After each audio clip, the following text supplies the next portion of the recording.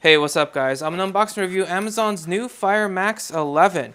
I also have their Fire HD10 and as well as the latest Samsung tablet and iPad Pro. Those are which cost a lot more than this. But we'll just do a side-by-side comparison.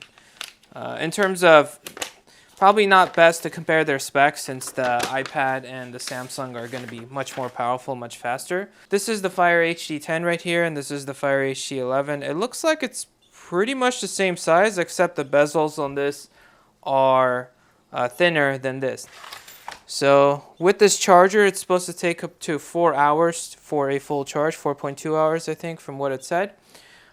This is to take out the micro SD slot. And we got some instructions right here. Hello. Pretty basic stuff. And we have a USB-A to USB-C cable. I'm also going to unbox the stylus pen and the keypad with this thing. Line it up with the camera. And should fit right here. Alright, looks pretty nice. And let's open up the stylus pen. Oh, it comes with, interesting, comes with a AAA battery.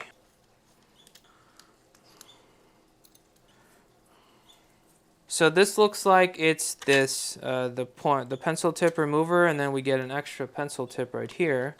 Alright, so the case looks nice. We get a little Amazon sticker right here. That was the back. This is the keyboard. We even have a trackpad on it, which is kind of cool. And this part kind of stays in place. So it actually perfectly stays in place. So that's kind of how you just aim it and then turn it on, and you should be good to go. Alright, so let's actually take a closer look at the tablet. So let's move this stuff off, just so we could see it closer up. So we have speakers at the top, we have the power button, the volume buttons, we have the USB-C. This is where the micro SD is going to go. And these are the tabs that slide in right here to the keyboard. We got the magnets for the keyboard, and yeah, it's pretty much good to go there. So this is what the interface looks like on the Fire Max 11. You log in with your Amazon account and everything shows up here. If you have another Fire tablet that you've used in the past, like I have, it actually asks you during setup if you want to set it up the same way, basically get the same apps and everything, and it just sets it up for you. So I'm just going to scroll a few times just so you guys get a sense of how quick things are. So I'll click on that, and just so you guys get a sense of it. So for the most part, it's actually fairly smooth. There is that occasional lag that you get. So it looks fine. And if you guys are wondering, this doesn't have a Play Store. This has an Amazon App Store. So it doesn't have as many apps. At least that's my assumption, because I checked for a few things that were not on this. But it still has a great deal of apps on this, even on the App Store. But just as a heads up, it doesn't have the Google Play Store. So there might be an app on the Play Store that might not be available on this.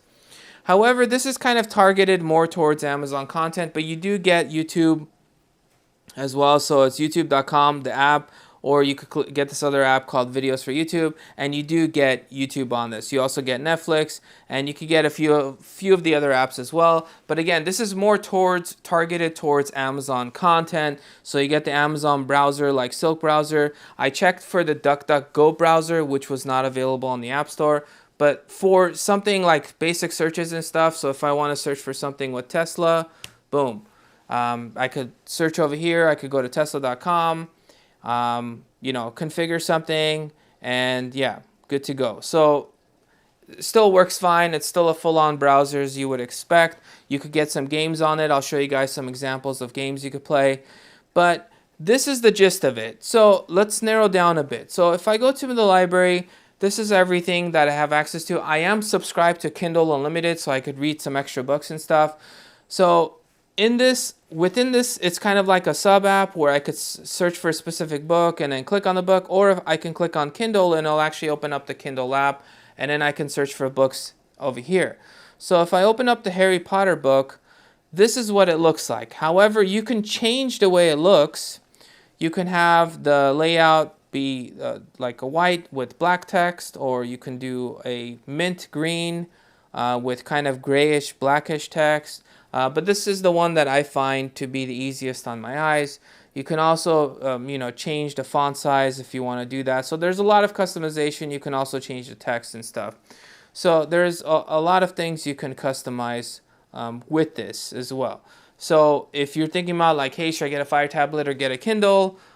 This technically does have the Kindle app. However, a physical Kindle device hurts your eyes the least. It's almost the same as looking at a book. It probably is the same as looking at a book. So whenever I read on the Kindle, on the regular Kindle, I could read for an hour and it wouldn't hurt my eyes at all. So here's a bunch of games. My kids like to play some of these games, but yeah, so there's a bunch of games that they download. I can click on Asphalt, and so it loads up and stuff. I'll show you guys some gameplay with Asphalt as well.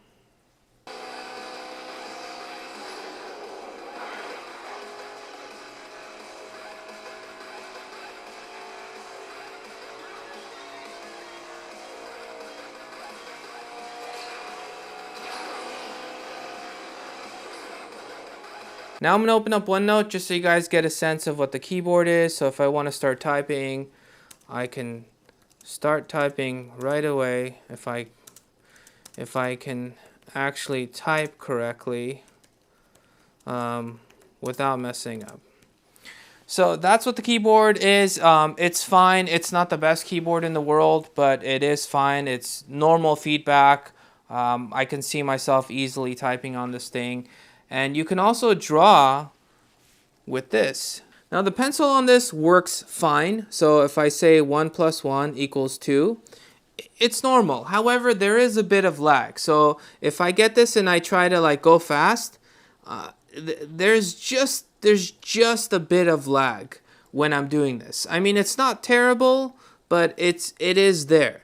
And to demonstrate, I brought the iPad Pro with the pencil. This is the latest iPad Pro with the M2 chip, and this is the second generation pencil that's been out for a couple years now. But I am right-handed, so I'm going to just draw a few lines just so you guys could see that on the iPad it's just smoother. And I realize I am using different applications, but even in other applications there still is a little bit of lag that I've noticed with the Stylus pen from the Fire versus the iPad.